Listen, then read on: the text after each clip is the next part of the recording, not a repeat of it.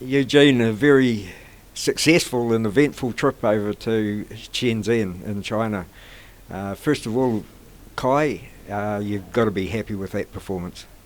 Yeah, I'm very pleased with the trip. Obviously, like all these trips are all predicated on the result. So, good result, you always have a good trip. So, we had a very good result, unanimous decision to Kai, and the most important thing was that he showed uh, marked improvement on his last fight, where we made a few errors, and we put that fight behind us. And in this fight, the errors that he made, we could um, visibly see that he wasn't making those same errors again. So we were very pleased with the fight.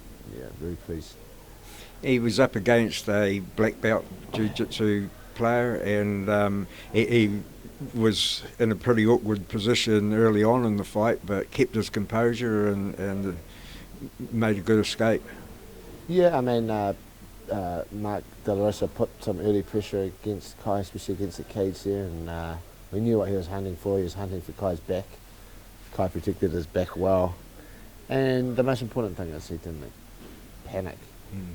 He, methodically went through the system that he has to get rid of the grips and stop Mark from taking his back.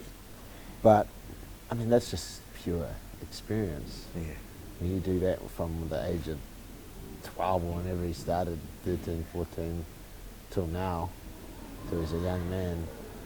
He's still young, but he started this very early. Like, you can only imagine how many times he's been in that situation in his career, and thousands and thousands of times. So everything would have felt, you could see through his mannerisms that everything he was going through there was just comfortable, and it was, autonomous. You didn't even have to think about it. So that's just experience and repetitions. You're very big on having game plans when you go to these fights. You could see different changes in pace and tactics throughout the fight. Did the game plan go exactly as you planned? Yeah, I mean, we wanted to clearly turn Mark. We felt that Mark operated a little bit better when you were a little bit more in front of him. So we wanted to constantly turn Mark's left, Kai's right, and you could see that happening. So for this fight, you saw that Kai didn't have a lot of posturing in one place. He either turned Mark by resetting his position or just shifting. And that was our plan. We felt that Mark didn't attack a guy that was stepping away from his right hand too well, so we stuck to that, and it worked like a teeth. And when Kai wanted to attack, that's when he decided to attack.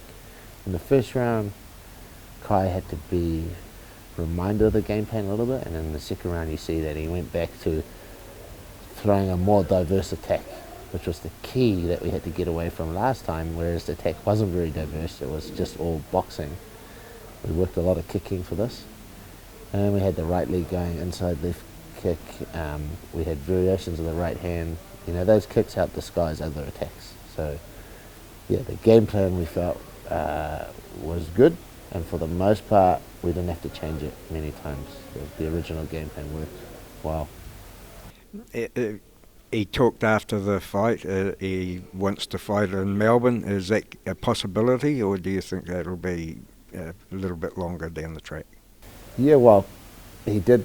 He called out on the mic that he'd like to fight with his teammates and stuff. That would be a big thing. That's always a possibility.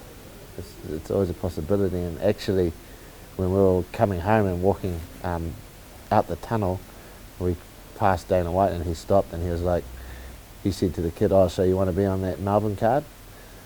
And then he said, "I'll see what I can do."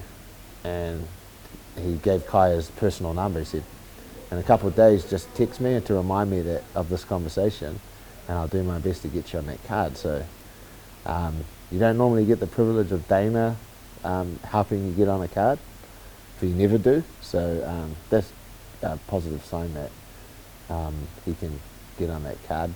It's pretty full, but it's the UFC. If they really want something to happen, they make it happen.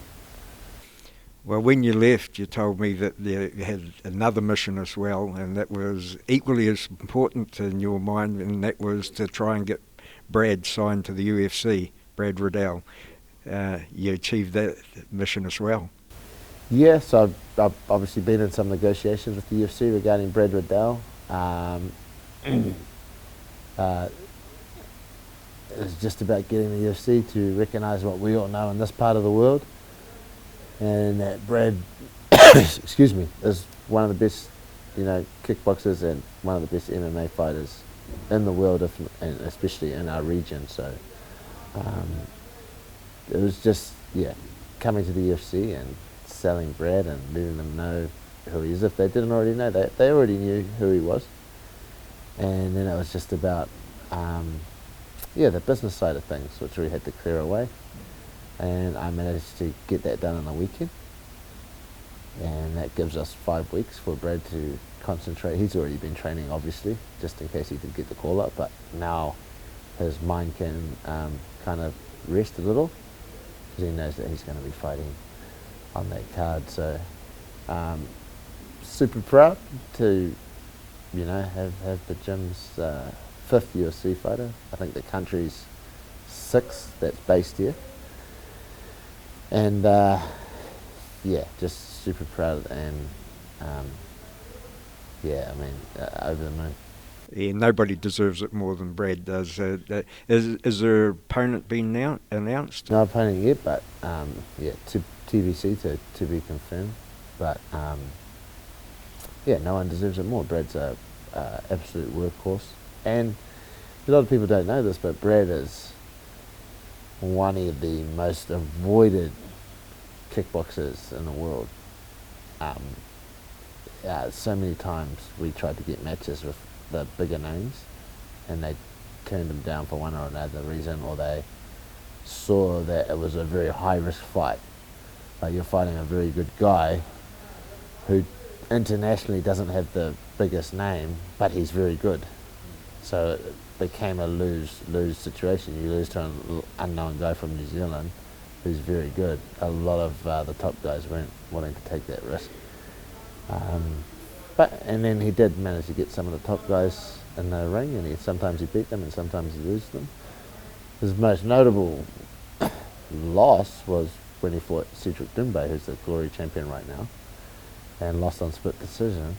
But what a lot of people don't know, because we don't advertise that, is that he had a completely broken right hand. So he couldn't throw his right hand at all. So he essentially got that split decision using one arm, his left hand. And then in the final round, in the final 30 seconds, he was like, stuff this, and started throwing the right hand, which is good. But if you're going to throw it in the last 30 seconds, then you might as well have thrown it in the first 30. So I wasn't too sure about that. But anyway, my point being that he took a guy who's the best kickboxer in the world to a split decision with a broken hand. That's just the quality of the fighter and the caliber of the guy that we're dealing with. Yeah. Oh, yeah. Roll on October. Yeah. Awesome. Looking forward to it, Tony. Thank you. Cool. Cheers, mate.